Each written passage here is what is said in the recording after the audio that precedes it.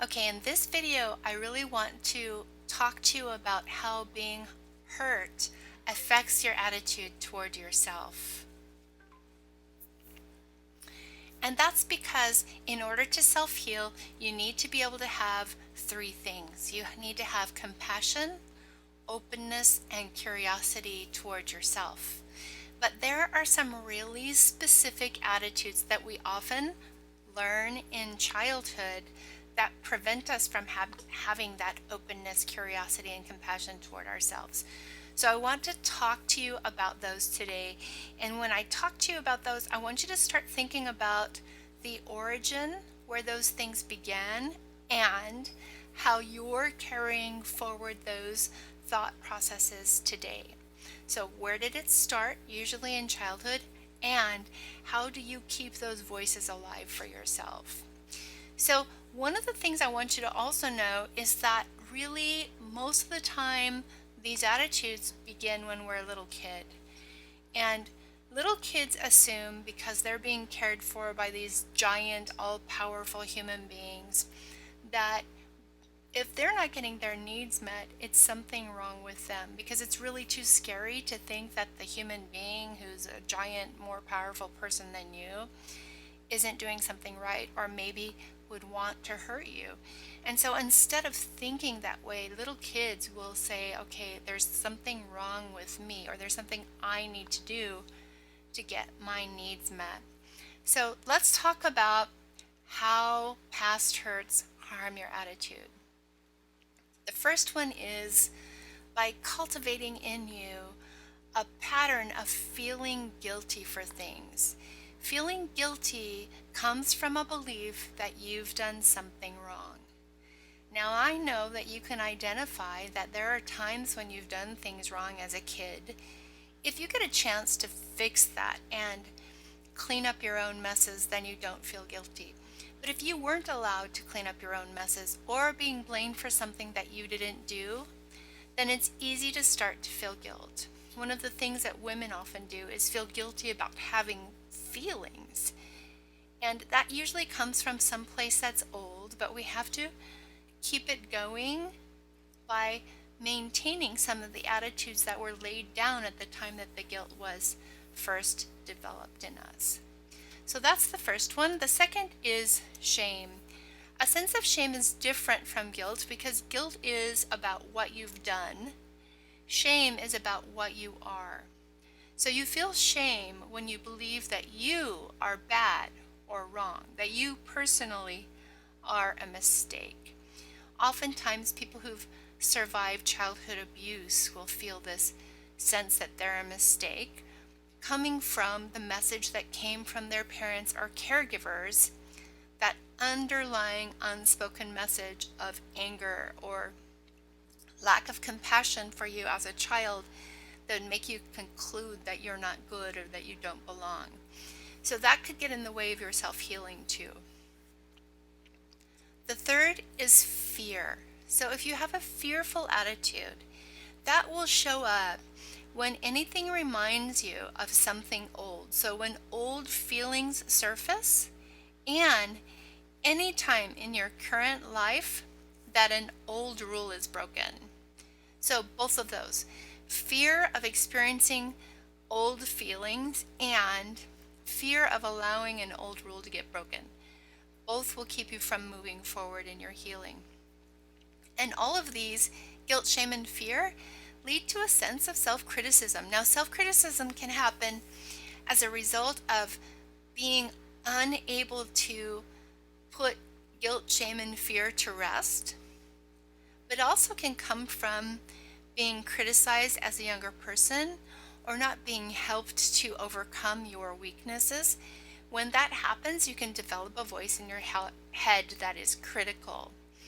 And the thing that self-criticism does the most, when there's fear, guilt, or shame that become part of your regular cycle, there also comes this other layer of attitude toward yourself that is connected to not having been able to figure out a better way so that you can feel better. You haven't been able to find something that's worked. And that can lead to self-criticism too when you're asking what's wrong with me.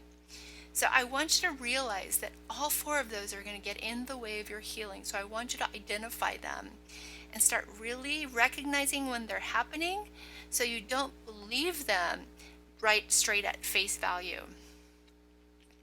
One of the ways I want you to think about shifting focus has to do with 2020 hindsight. So 2020 hindsight is that thing that happens to us after an event while we're trying to work through our emotions about it. And it's normal when a trauma happens to try to figure out how we could have avoided the harm, right? So you speak up, you say your needs, your partner lashes out at you, and then later you say, I shouldn't have said that. I should have known that that would have upset them. So that 2020 hindsight idea is judging the you of your past based on what you know now. And it isn't fair. I need you to recognize that what happened to you wasn't your fault. There's no way you could have known then what you know now. And judging your past self based on what you know today isn't fair, and it doesn't help you heal. Guilt, fear, shame, and self-criticism are all very non-productive when it comes to self-healing. So to shift your focus away from guilt, I want you to really start differentiating between appropriate versus inappropriate guilt. And you should feel appropriate guilt. It's appropriate for you to feel guilt if you have done something intentionally to harm someone. Now, I'm not talking about if you've done something to intentionally harm someone and you were fighting for your life. That's not the same. What I'm talking about appropriate guilt is you have willfully and of your free choice done something to harm someone. You should feel guilt. That's appropriate. If what happened was an accident or not your fault, then guilt isn't appropriate, and you shouldn't take responsibility for that feeling. You should recognize it as a ghost from your past. The second one is shame. And shame is often a projection from somebody who wasn't well themselves. It's a mistake. It's not a true message.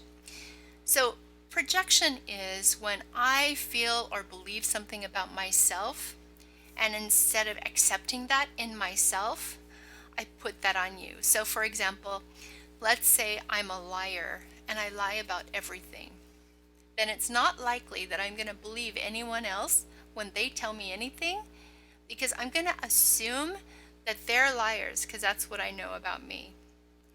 So let's say you have a parent who didn't have high self-esteem, who believed that they were ugly, or many times for women, having a parent who has a problem with body image, and then that parent focuses on your body and tells you that you're ugly or that you're not worthy of love because they feel bad about themselves. That's what projection is. Remember the beginning of this video when I said figure out where it started and how you're moving it forward. Shame is a real important one to look at where it began. And if you've had physical or sexual abuse, shame can come from that too, that sense of being dirty. That's not about you, because you were an innocent and what happened to you wasn't your fault. So I really want you to be able to journal about that and recognize it's the origins, not the feeling that you're having right now. One of the things to understand about old feelings is they often feel like the truth, even though in your mind you know that they're not the truth logically, but they feel like the truth. And this is some of the things that I want you to tackle in this lesson. So the third is fear. And how do you shift away from fear? The first way to do that is to remember that you survived, and to remember that whatever happened then is not happening to you now. Fear usually comes from old emotions that are connected to experiences that you put away for a long time. And when that feeling resurfaces, your brain is telling you that whatever happened that was scary is happening again right now. That usually isn't true. Those feelings that are stored away, when they come up, they can't hurt you the way you were originally hurt. You survived that. You are probably very different than who you were and what the situation was when that original harm happened. And you've got to remember that. So I'll be asking you to write down the differences between then and now to help you remember while you're working through this course that fear in the moment doesn't necessarily mean that it's real. And finally, I want to be able to shift away from self-criticism. Self-criticism really goes back to the reality that you did what you had to do so that you could get through. So many times when we feel guilt, shame, or fear and we don't know how to break that pattern, we think that there's something wrong with us. And I'm here to tell you that what you did was the best you could do. Our mistakes are natural and normal. And I want you to really start allowing yourself, give yourself permission to make mistakes without criticizing yourself. And really, again, I would encourage you to evaluate, figure out who planted self-critical voices in your head, and give yourself permission to separate from that criticism so that you can heal. So there's some guiding principles that I want you to remember as you move forward through this course and through the journaling exercises in this week. I want you to create statements for yourself. Put them on a post-it on the wall, in your journal, in your car. I want you to say to yourself, I choose compassion, curiosity, and openness toward myself. I want you to remember that everything you think, do, and say makes sense. It makes sense within the context of what you've been through. And for everything that you do, there is a really good reason. So be gentle on yourself. Click on the link below and get started with the writing exercises with this video.